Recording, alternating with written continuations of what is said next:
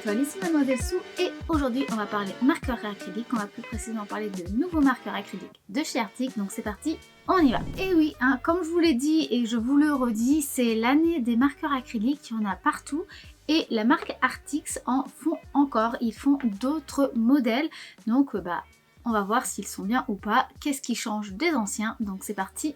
On y va. La boîte que j'ai reçue, c'est celle-ci. Et du coup, en fait, qu'est-ce qui change des autres? Eh bien, c'est que ça ne sera pas le même type de marqueur. Le produit dedans sera assez proche. Après, on va tester ensemble s'il est différent ou pas.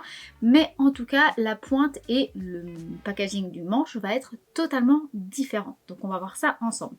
Pour commencer, je vous parle un petit peu du packaging. Le packaging, c'est cette petite boîte-là avec un joli petit design. On a à l'arrière le numéro et les couleurs de la boîte, donc tout ce qu'il y a dedans. Moi j'ai le pack de 48 couleurs. On a donc ici toutes les références de noter dans les couleurs. Comme vous avez pu remarquer peut-être en regardant l'image que je viens de vous mettre, on est sur un embout qui va être beaucoup plus arrondi et beaucoup plus gros. En fait, les marqueurs qui sont dedans, je vous montre à quoi ça ressemble quand on ouvre la boîte. Ce sont donc des petits supports en plastique comme ça pour tenir les marqueurs et on a donc des marqueurs beaucoup plus gros que ce qu'on avait habituellement connaissant Arctic et les marqueurs qu'ils ont en général. Ceci ressemble beaucoup plus aux marqueurs Posca, dans le sens où Posca on fait plein de formats, et bien c'est pareil, Arctic sont en train de faire plein de formats de manches, plein de formats d'embout et donc comme je vous disais de manches et de types de marqueurs pour que ça s'adapte à chacun ses besoins. Donc on a un manche qui est beaucoup plus gros, contrairement à avant qui était un peu plus fin. On a un embout, ici un bouchon qui est de la couleur du marqueur. On a la référence en haut. Ici, on a bien entendu le nom de la marque. On a donc ici la marque, la référence, le différent type de marqueur que c'est. Ici, on a le mode d'emploi sur comment le réutiliser, puisque du coup, on n'est pas sur quelque chose qui est sur du à utiliser tout de suite. Il va falloir l'activer, comme un Posca habituellement. On a le bouchon qui, lui, va être de la couleur de la peinture. Et on a devant là la petite référence au besoin pour savoir justement qu'est-ce qu'on veut comme couleur si on veut se faire un nuancier. Et donc du coup, je vous montre l'embout comment il est. Alors là, il est déjà activé, je l'ai déjà activé, mais c'est pour vous montrer. On a donc un embout mousse arrondi. Vous avez également ici un indicateur pour montrer la quantité de peinture qui vous reste. Donc ça, c'est également un bon point. C'est un système de clicker pour l'activer, donc il faut appuyer sur le bouton, comme ça on appuie et secouer la bille pour faire sortir la peinture et que ça redescende et ainsi pouvoir ravoir la peinture et l'embout. Bon là ils ont déjà été activés et on avait également avec des embouts de rechange au cas où. Et ça, c'est vachement bien. C'est les deuxièmes qui me font le coup. En fait, il y avait OU qui l'avait fait et là, du coup, c'est Arctic qui l'ont refait également. Et ça, c'est très bien. Quand on est sur des têtes qu'on peut changer, qui peuvent des fois sécher, c'est pas toujours le cas. Attention, par exemple, ceux que j'ai pu tester chez Arctic n'ont jamais séché et ceux de OU non plus. Parce que du coup, maintenant, ça fait quelques mois que je les ai et ils ont toujours pas séché. Là, mais c'est quand même bien d'en avoir, sait-on jamais, ou si par exemple vous l'abîmez, vous la cassez, vous forcez un peu trop, vous en avez de rechange, et donc ça c'est très bien. Et ça c'est un très très bon point de leur part d'avoir pensé à rajouter des têtes de rechange. Donc ça, merci à eux. On a une petite bille à l'intérieur, qui fait que quand on secoue, ça mélange la peinture, ce qui peut aider quand il y a des pigments qui peuvent rester au fond, si vous le couchez comme ça, que les pigments soient là, si vous le mettez comme ça, que les pigments soient là, si vous le mettez comme ça, que les pigments soient plutôt là. À savoir, souvent, il est recommandé de les garder plutôt couchés pour la simple et bonne raison de ne pas vous retrouver avec tout qui tombe en bas ou tout qui tombe en haut et que ça fuit. Donc généralement, on les conseille plutôt couchés. Après, moi là, je vous le dis, c'est juste que par rapport aux marqueurs que j'ai, généralement, je les laisse debout, plus parce que les packaging font en sorte qu'ils soient plutôt debout portés. Donc c'est ce que je fais et ça va. Mais si vous voulez vraiment avoir une utilisation optimale, c'est mieux de les coucher. Donc écoutez, jusque là en termes de packaging on est bon, en termes de présentation on est bon, on a l'air d'avoir une variété de couleurs intéressantes, donc jusque là c'est pas mal. Je refais un petit point pour réexpliquer pour ceux qui ne savent pas ce qu'est un marqueur acrylique. Un marqueur acrylique c'est comme un feutre, ça c'est basique comme un marqueur, voilà. C'est un embout feutre, mousse ou plastique et on a à l'intérieur du manche de la peinture qui est donc acrylique. Acrylique veut dire que ça va devenir imperméable à l'eau, que ça va être du coup un petit peu élastique et surtout que ça va tenir plus facilement dans le temps, que ça va rester accrochant, indélébile et que du coup on peut personnaliser beaucoup de choses et ça va donc sur beaucoup de supports. On peut l'utiliser sur du verre, sur du bois, sur du plastique, sur du tissu, sur du papier, enfin sur de la roche, par exemple si vous voulez faire de la décoration de galets. Il n'y a pas de souci avec ça quand on parle de marqueur acrylique. C'est ça l'avantage de ce type de produit et c'est pour ça qu'ils cherchent à faire plein de formats de manches différents pour vous adapter aux différents formats que vous voulez personnaliser. Donc on va pouvoir passer au swatch.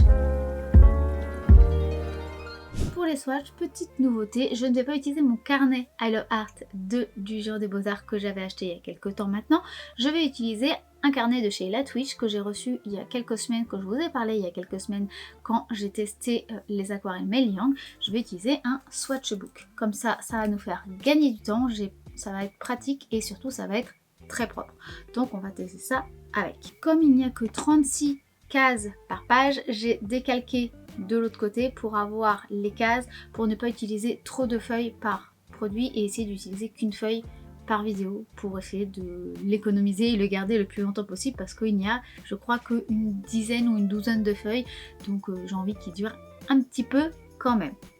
Première chose, il faut activer les marqueurs. Donc tout d'abord, on va secouer pour faire bouger la bille et faire bien remélanger tous les pigments. On appuie également sur la pointe pour faire sortir la peinture et la remplir sur le petit embout qui est en mousse en matière fibrée, ce qui va permettre que la peinture puisse se poser sur tout l'embout et remplir après sur notre support, papier ou autre. Ici, papier bien évidemment. Je remplis ensuite du coup toutes mes cases. C'est l'avantage de ce swatchbook, c'est qu'on a une zone où on peut vraiment faire des tests et une zone où on peut faire un aplat. Donc du coup on voit bien les couleurs qu'on pose et ça me permet de voir aussi si on peut faire des traits fins ou pas. Bon là pour le coup les traits fins pas trop. Ah, je vais pas utiliser celle-là, je vais utiliser celle-là. Ah, je l'ai fait dans l'autre sens par contre. J'ai décalqué ça. Alors bon par contre le colorier est de l'autre côté, mais au moins ça me permet voilà d'utiliser qu'une feuille par élément. Ça me permet juste de pas gâcher tout. C'est juste ça. Je reviens donc pour vous montrer plus en détail comment on active. Donc voilà, j'avais secoué avant et là j'appuie et je appuie plusieurs fois et je reste plus longtemps et la peinture vous voyez elle coule. Par contre si vous restez appuyé vous allez avoir certainement des grosses gouttes qui vont tomber, donc faites attention à ne pas trop appuyer non plus et c'est pour ça que je vous dis si à un moment vous avez votre feutre qui commence à sécher un petit peu ou vous avez besoin d'avoir plus de peinture d'un coup, faites attention à ce que ce soit pas dans une zone où vous voulez vraiment très peu de peinture, sinon vous risquez de faire une grosse goutte. Et je trouve qu'ils sont quand même plutôt bien géré en termes de packaging, il n'y a pas des énormes gouttes en général, mais il faut quand même faire attention. C'est le packaging qui fait ça, mais c'est voulu en fait. J'ai donc fait toutes les couleurs. Alors il y a les deux couleurs fluo qui je trouve sont vraiment transparentes, hein. C'était pas très homogène, donc ça m'a fait percuter qu'il fallait que je le fasse aussi sur du papier noir. Donc je fais des petits rectangles dans le même ordre sur une feuille noire du carnet de chez Action que j'ai maintenant depuis quelques temps et on va poser toutes nos couleurs pour voir s'ils sont opaques ou pas. Et clairement pour les fluos c'est pas le cas du tout. Voici donc le résultat. Hop. Voici donc le résultat. Donc franchement les couleurs sont très jolies. On peut faire donc des traits, des aplats sans souci. On a certaines couleurs qui sont plus opaques que d'autres. On le sent déjà juste comme ça sur papier blanc. Et puis bien sûr on le voit encore plus quand c'est sur papier noir. En termes de pointe, comme c'est une pointe plus grosse forcément en termes de détail on va être beaucoup plus limité. Mais par contre comme c'est un embout beaucoup plus gros en termes d'aplat c'est beaucoup plus pratique, c'est beaucoup plus efficace. Donc encore une fois tout dépend de la fonctionnalité que vous voulez obtenir. En termes de pointe, moi je dirais juste que c'est un peu délicat sur du papier, ça se fait, hein, c'est pas la question, c'est plus que du coup faut pas trop revenir dessus parce que ça va humidifier beaucoup votre papier parce que du coup il y a pas mal de peinture qui va tomber d'un coup, comme ce sont des manches à activer. Et du coup, si vous faites beaucoup de passages, vous allez gratter beaucoup votre papier puisque votre papier va devenir humide, va donc devenir plus fragile. Et si vous passez beaucoup avec ce type de pointe, ça risque de creuser un peu votre papier et de l'abîmer. Donc il faut faire attention. Donc ça, c'est pas un point négatif, c'est un point technique à connaître parce que Posca, ils font ça depuis des dizaines d'années et ils n'ont jamais changé. C'est donc pas un point négatif, mais bien juste un point technique à retenir. Quand c'est sur du papier, il faut faire attention pour ne pas l'abîmer. Mais si vous faites attention, là vous voyez, je ne l'ai absolument pas abîmé et tout s'est très bien passé. Et on testera ensemble quand même tout à l'heure sur un papier pour faire une illustration. Et on verra s'il y a un drame ou pas, mais j'y crois pas du tout. En termes d'opacité, comme je vous disais, on l'a fait sur du papier noir également. Donc là, pour le coup, je suis passée sur un petit carnet noir de chez Action. Et vous voyez, en termes d'opacité, il n'y a pas eu de souci. Il y en a qui sont pas à 100% opaques, mais comme ça, je vous le répète à chaque vidéo où je teste des marqueurs acryliques, c'est le cas pour tous. Les couleurs vont être un petit peu délicates en une seule couche. Il faut généralement faire plutôt 2 voire 3 couches selon le fond que vous avez derrière, parce que bah, du coup ce sera jamais à 100% opaque. Donc ça c'est tout à fait normal, il faut remettre une couche. C'est le cas même avec de la peinture en pot, hein. C'est très rare d'avoir une peinture opaque à 100% du premier coup, c'est très rare. Ça arrive, mais c'est encore une fois très rare. Donc là, à première vue, comme ça, moi je suis vraiment satisfaite. Donc vraiment j'aime beaucoup parce que les couleurs sont là. Le rendu est là, l'opacité est là, la pointe elle est ce qu'elle est, elle me dérange pas, c'est pas ce que je préfère, hein, je vais pas vous mentir, moi je préfère les pointes fines avec du détail, mais par contre c'est pratique pour d'autres choses et c'est ce qu'on va donc parler maintenant dans le test. On va dire une test sur une illustration, mais il ne va pas y avoir que ça, je vous explique juste après. Je vais essayer de changer un petit peu le format, je sais pas trop comment ça va donner, donc j'espère que je vais y arriver. Je vais tester sur plusieurs éléments et plusieurs supports pour vous montrer que ça se fait sur donc plein d'éléments. On va commencer avec une feuille séchée, une feuille qui a du coup je crois 1 an et demi. J'ai pris donc cette petite feuille là que j'ai laissée sécher dans un livre et je vais m'en servir pour faire un motif dessus. Pourquoi? Parce que c'est un truc qui se fait beaucoup en automne de faire des petits ateliers de peinture sur feuilles, etc. Et je me suis dit que ce genre de marqueur, c'était parfait pour ce genre de projet. Et comme nous sommes en automne, c'était parfait de se lancer sur ce genre de projet. Comme ça, je vous montre qu'on peut tester ça sur plein de supports différents. De plus, je fais, comme vous le savez, en tout cas si vous suivez régulièrement la chaîne, je suis quelqu'un qui propose des ateliers artistiques, hein, qui propose des cours de dessin, des cours de peinture, mais également des ateliers un petit peu découverte de l'art plastique en général, et également des arts thérapeutiques. Alors, pas art thérapie, mais bien art thérapeutique, où moi je suis plus dans le côté art, dans le côté vraiment découverte des sens, des matières, des couleurs, de la détente, et donc de passer un bon moment et donc de passer sur quelque chose du loisir et du bien-être. Et la partie thérapie, je la laisse plutôt à un psychologue ou un psychiatre. Donc c'est pour ça que je précise bien art thérapeutique. J'ai fait attention en cherchant le bon terme. Bref, tout ça pour dire qu'en fait, il m'arrive de faire des ateliers qui s'appellent du dot art ou dot paint. Donc c'est un terme anglais qui veut dire point art ou point peinture. L'idée c'est de peindre en faisant que des points. Et du coup j'utilisais des dot tools, donc ce sont des petits outils avec un petit bout rond en métal, une petite sphère en métal ou en plastique, et on s'en sert pour prendre la peinture et puis après on tape sur notre feuille ou sur notre objet et on fait des points. Et ben là c'est la même chose, c'est que je me suis dit que pourquoi s'embêter à devoir mettre de la peinture, en avoir trop, devoir nettoyer sa peinture, alors que là on a un embout arrondi parfait pour faire des points.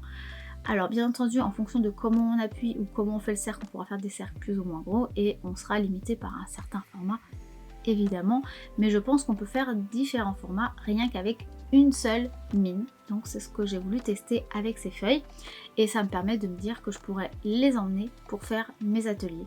Et du coup ça c'est un très bon point. Donc là, en le faisant en même temps que je vous parle, c'est très bien, ça fonctionne sans problème, ça n'a pas bavé, il n'y a pas eu des énormes coulures. Si vous avez besoin de réactiver parce qu'il n'y a plus assez de peinture qui sort, réactivez-le toujours sur une feuille à côté, pas sur votre élément. Parce que là, il peut arriver que ça coule. Alors, j'ai eu le souci qu'une seule fois et c'était quand j'ai activé pour la première fois. Je ne l'ai pas eu quand j'ai fait la feuille, mais sait-on jamais, il vaut mieux être prudent. Donc là jusque là franchement je suis assez contente, hein. Ça a bien réagi, là il y a plusieurs jours qui se sont passés et la peinture n'a pas craqué parce que il peut arriver quand j'ai fait justement l'activation, il y avait un petit peu d'épaisseur et ça a craqué. Là en tout cas cette couche là de peinture n'a absolument pas fait craquer la peinture, enfin cette couche là d'épaisseur n'a absolument pas fait craquer alors qu'on est quand même sur une feuille assez fine. Donc franchement c'est cool, on peut faire des jolies petites choses. On est limité par rapport à la taille, mais encore une fois, c'est pas grave. Et franchement, moi j'aime beaucoup. Du coup, plutôt que de m'embêter avec des dot tools et de la peinture, maintenant j'emmènerai plutôt ce genre de marqueur. J'avais pourtant des Posca, mais je n'y avais absolument pas pensé. C'est vraiment une idée qui m'est passée par la tête juste avant de tourner.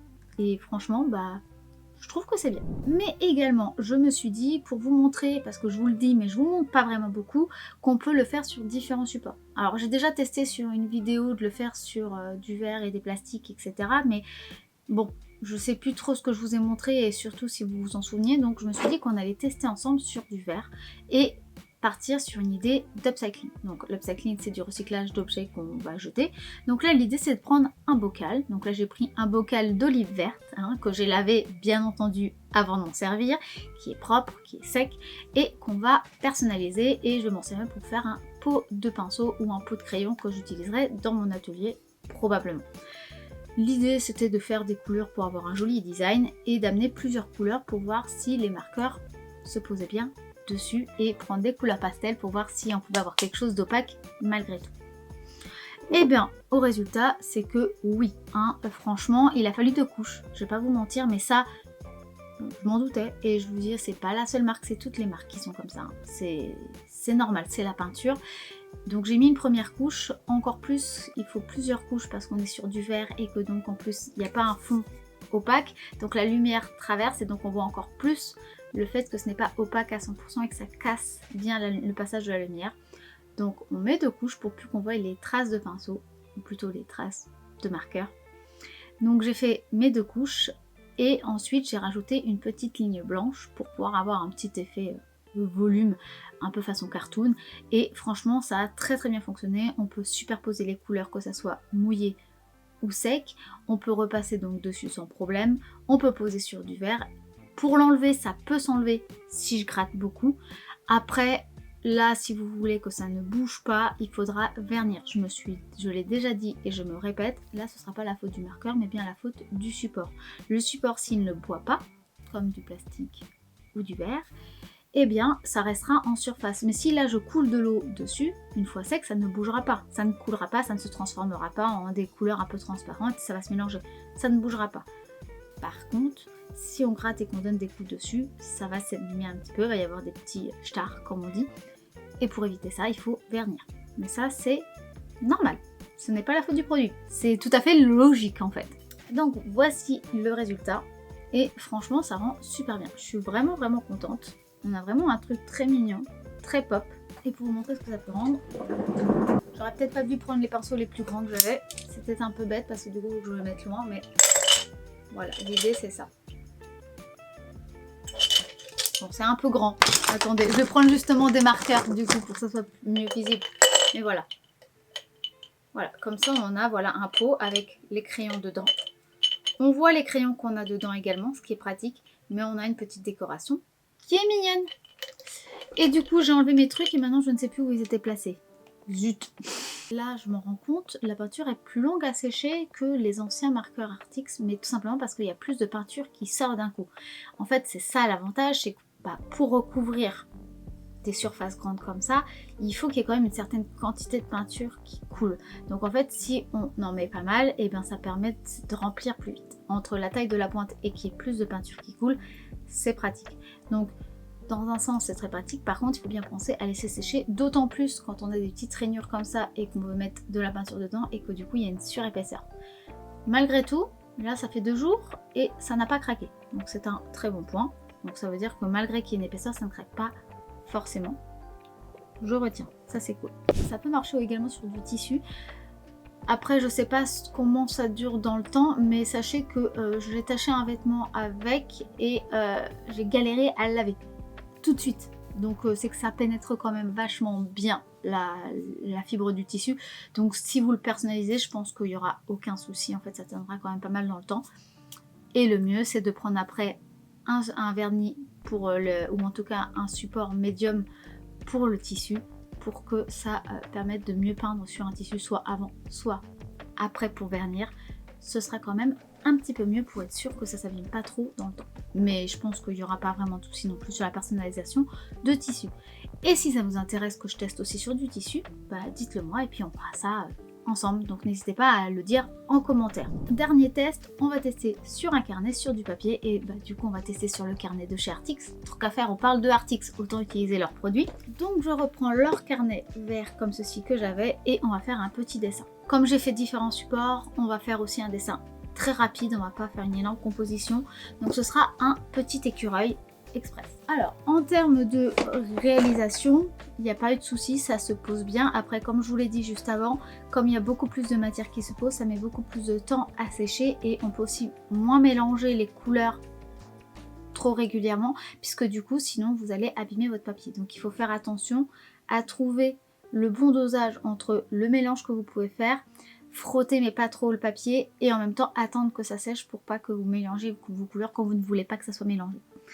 Mais ça, c'est le temps d'appréhender la matière, d'appréhender le produit. Une fois que vous l'avez appréhendé, il n'y a pas de souci. C'est vraiment plus une question de temps et de compréhension du produit que d'autres choses. En dehors de ça, j'ai pas eu de soucis. J'ai pu poser mes couleurs, j'ai pu les laisser sécher, j'ai pu revenir dessus. Si je reviens avec du blanc, j'ai pas de soucis. Si je mets du noir, je remets une couleur par-dessus, j'ai pas de soucis. Des fois, c'est pas opaque à 100%, je laisse sécher, je reviens par-dessus et ça marche. J'ai même eu voilà, des effets de moussage qui n'étaient pas satisfaites. J'ai remis un coup de blanc pour essayer de l'affiner. J'ai pas eu de soucis. Donc vraiment, comme ça, après avoir fait un test et pas que par rapport au swatch, j'ai pas eu de soucis. Évidemment, on est sur des pointes qui sont quand même plus épaisses. Donc évidemment, vous aurez beaucoup moins de facilité à faire des détails et à peaufiner un dessin. Il faudra rester soit sur du très grand format, soit sur des éléments qui vont pas être très détaillés, soit sur du cartoon, soit sur des choses très simplifiées, sur des aplats. Ça, c'est une question de goût, de style. Mais effectivement, vous ne pourrez pas aller trop loin dans le détail avec ce format-là. Par contre, truc qui peut être intéressant, par exemple, c'est de se servir de ça pour faire des aplats, pour faire des bases, et puis prendre d'autres produits de la marque avec des pointes différentes pour adapter. Ça peut être aussi également une possibilité. Ça, c'est une chose que je dis peut-être pas assez souvent, mais de toute façon, en fait, on fait rarement des illustrations avec un seul produit. Généralement, on mixe. Même les personnes qui font par exemple pas mal de coloriage, généralement, font pas que du coloriage avec une seule marque de crayon de couleur. Elles vont utiliser plusieurs gammes de crayons de couleur, voire même certaines utilisent de l'aquarelle ou des paillettes.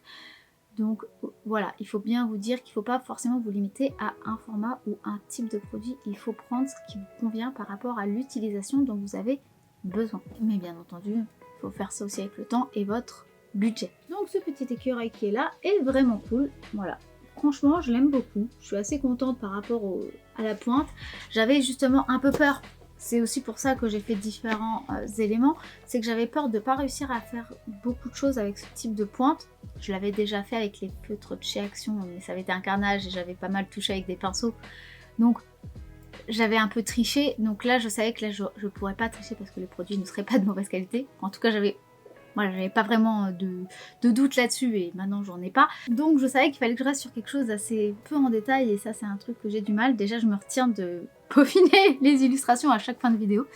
Donc voilà, jusque là je suis assez contente parce que j'ai quand même pu faire des choses fines, j'ai quand même pu ramener des détails, ramener des nuances.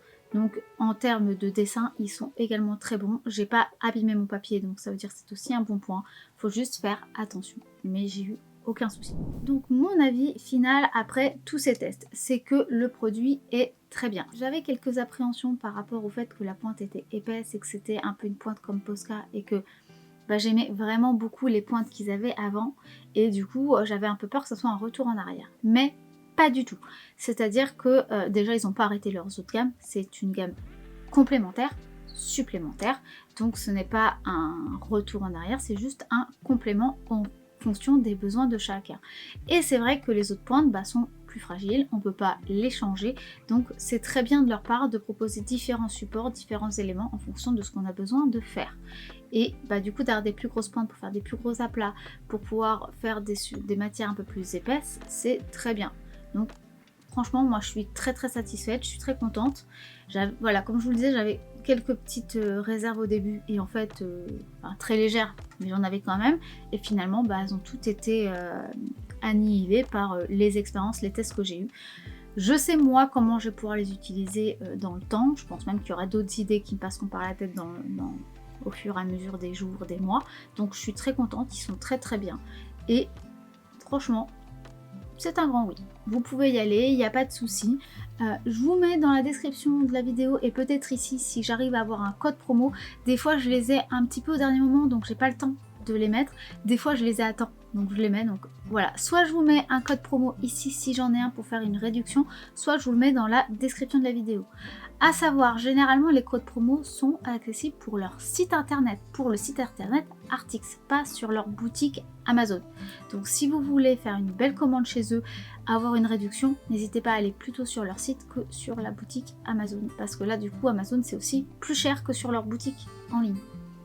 Donc ça peut être pas mal avec la réduction pour ne pas payer des frais de port ou faire une commande groupée. Voilà, je rajoute ça là comme ça, au moins comme ça vous savez. Voilà, j'espère que cette vidéo vous aura plu, qu'elle vous aura inspiré et aiguillé. Si c'est le cas, n'hésitez pas à la liker si ce n'est pas encore fait. Vous pouvez commenter et partager, ce qui permettrait de soutenir et de faire vivre un petit peu la chaîne. Merci beaucoup à tous ceux qui le font déjà. Merci beaucoup à vous tous. Et puis sur ce, moi je vous dis à dimanche prochain, midi, pour une nouvelle vidéo. Et je vous fais des bisous. Bye! Aujourd'hui, on va parler marqueur. Non, attendez, je vérifie que c'est bon, que j'ai pas de rouge à lèvres sur les dents.